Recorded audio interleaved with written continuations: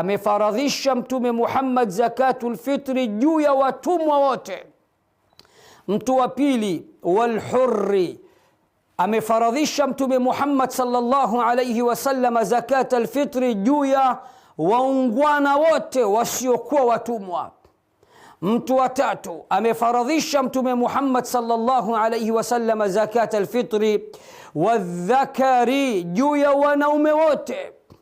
Mtu wa nne, waluntha, amefaradhisha Mtume Muhammad sallallahu alayhi wasallam zakatul fitri juu ya wanawake wote.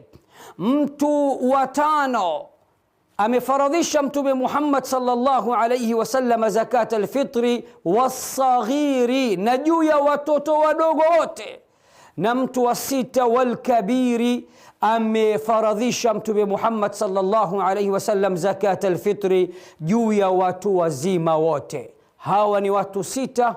Mwisho akataja sharti kuu, akasema minal muslimin, miongoni mwa Waislamu.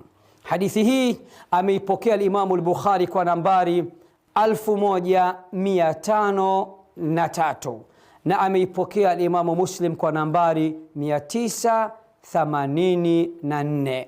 Wassalamu alaykum wa rahmatullahi wa barakatuh.